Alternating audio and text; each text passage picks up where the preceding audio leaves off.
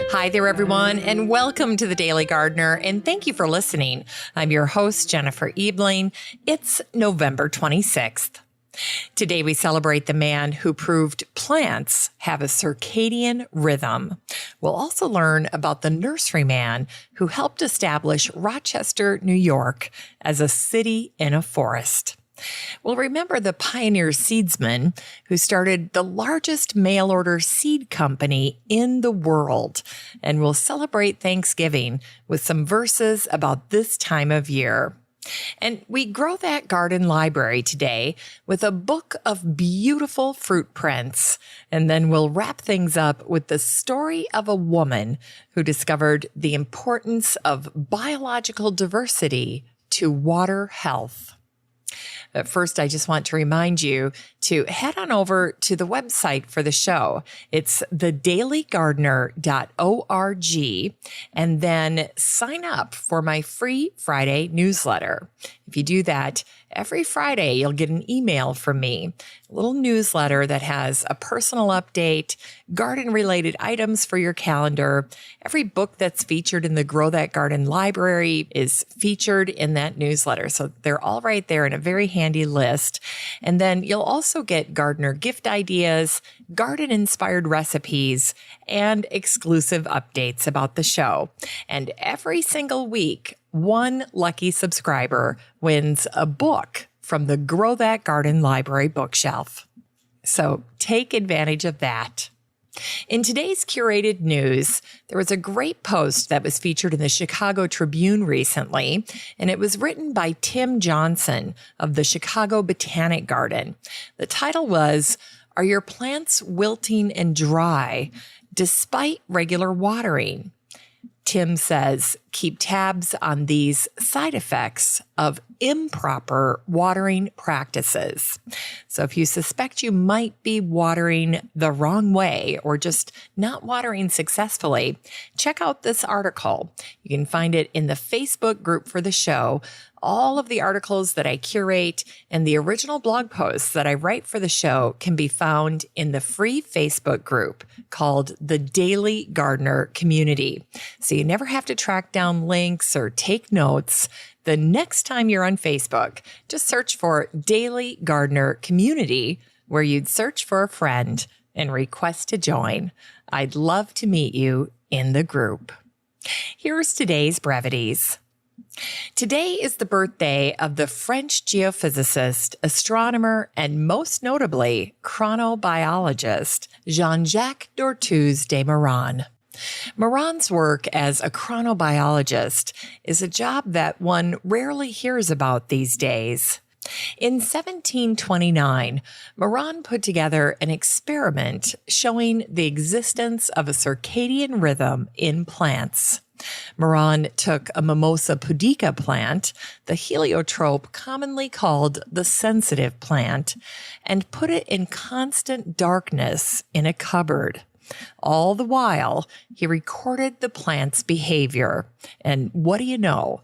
The plant had a natural rhythm of opening and closing its leaves, even if it couldn't absorb sunlight. Now, Mairan didn't think that the plant had an internal clock, but he did believe that it could attune itself to the sun, even if the plant was blocked from it. No matter the accuracy of Mairan's conclusions, his work was onto something, and it established the foundation for chronobiology, or the internal circadian clock. And today is the anniversary of the death of the German-American horticulturist and nurseryman George Ellwanger, who died on this day, November 26th, in 1906. In the mid-1800s, George Ellwanger and his Irish business partner and experienced nurseryman, Patrick Barry, claimed their Rochester, New York nursery was the largest in the world.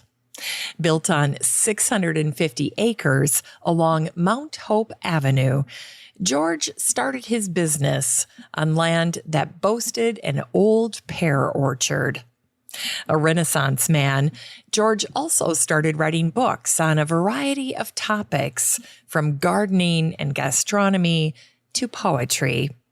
A perpetual seeker, George returned to Europe to hunt for fine trees to propagate in America. The fruit of George's vision is evident throughout Rochester, but perhaps no more so than in the grand European beeches that dot the city streets and parks. The beeches include several unique species like fern-leaved, copper, purple, and weeping beeches. Today, Rochester has 168 different trees within the city limits, and Charles Sprague Sargent dubbed Rochester, New York, the city in a forest. George and Patrick were also known for their fruit trees. In 1900, their Mount Hope nursery exhibited 118 varieties of pears at the Paris exhibition, which won them a gold medal diploma. In 1888, George and Patrick donated 20 acres of their Mount Hope nursery, along with hundreds of plants, to the city of Rochester, which resulted in the creation of beautiful Highland Park. In a Noah's Ark-like gesture, George and Patrick donated 2 of every tree specimen in their nursery toward the effort to create Highland Park. 12 years after George died on this day, the Mount Hope Nursery closed for good. Today, Highland Park is home to an annual lilac festival, and each year, visitors stroll the grounds to smell the lilacs, visit Warner Castle, and experience the sunken garden. And here are some words that George wrote about beech trees from his lovely book called The Garden's Story. If we take yellow alone for the color standard, the beech is without equal. A beech, indeed, is always beautiful. Its colors still remain attractive in late November, varying from rich Roman ochre to deep brown bronze, and from pale rose buff to lustrous satiny gray. Its harmony is of marked loveliness in winter, a faded elegance clinging to it like a chastened autumnal memory.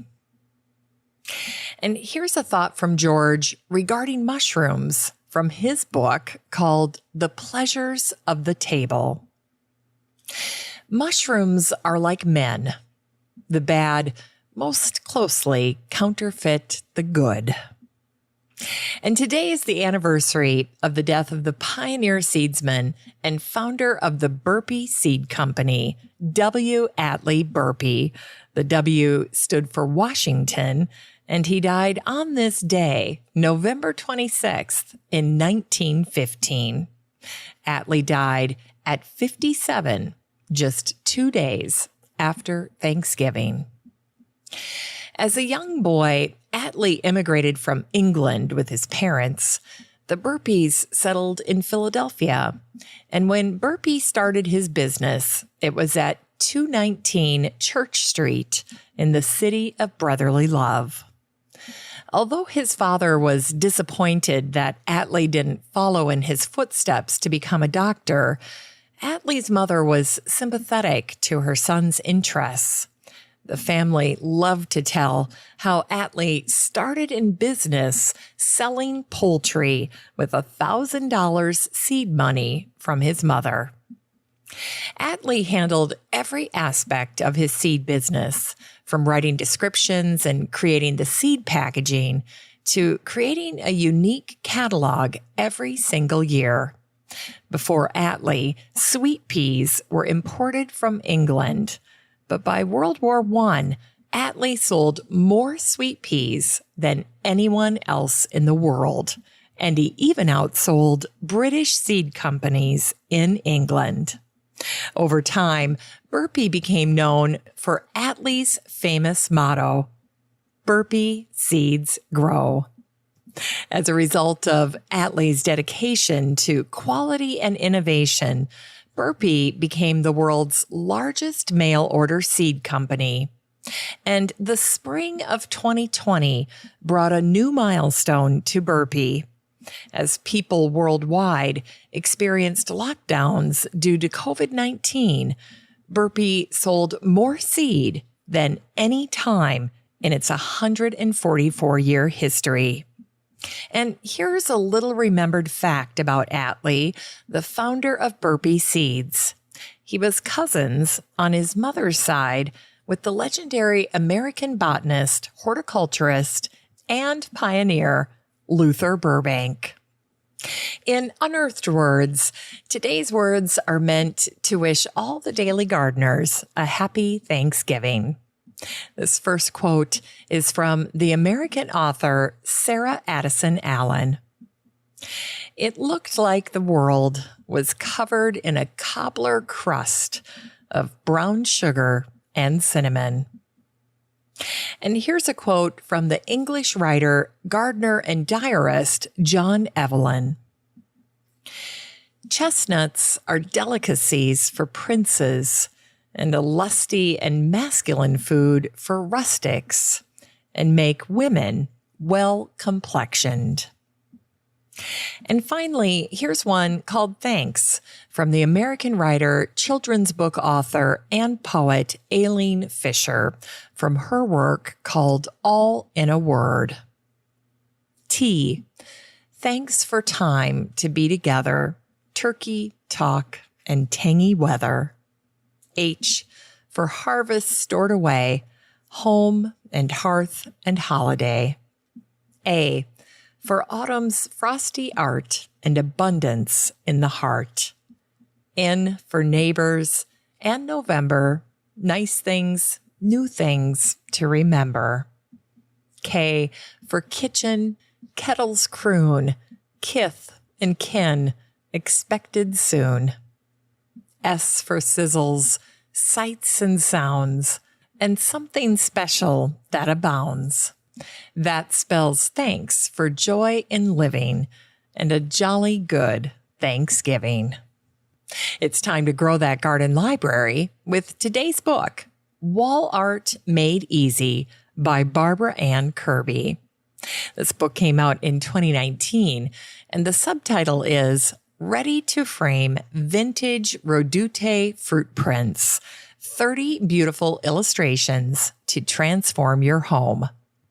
In this book, Barbara shares 30 beautiful fruit illustrations by Pierre-Joseph Rodute, the renowned painter and botanist from the southern Netherlands.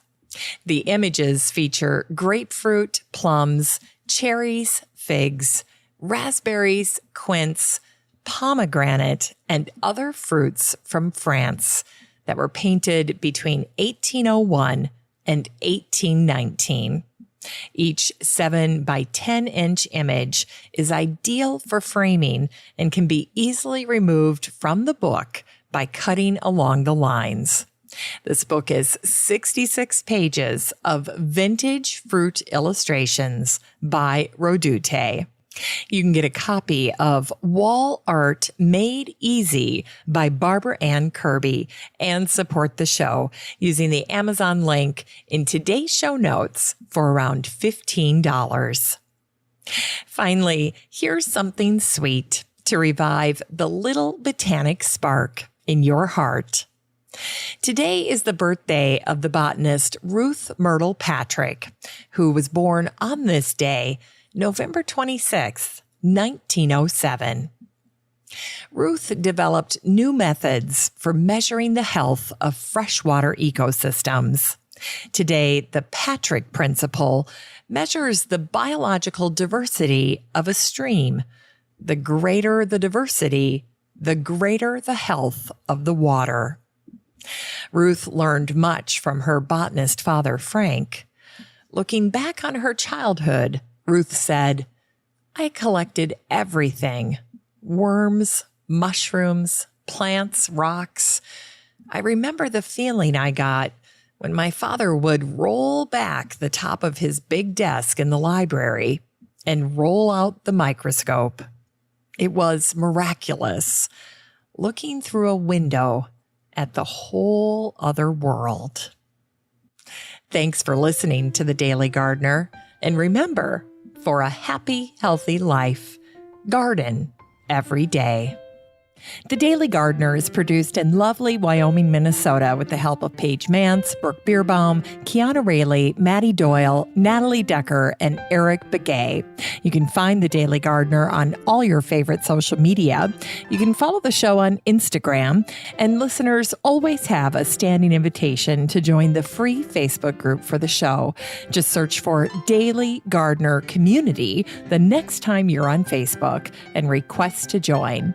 All the stories and books that are featured on the show can be found over at thedailygardener.org, thedailygardener.org. And while you're there, be sure to sign up for my free Friday newsletter. Last but not least, you can share your own gardener greetings on the show by emailing me at jennifer@thedailygardener.org.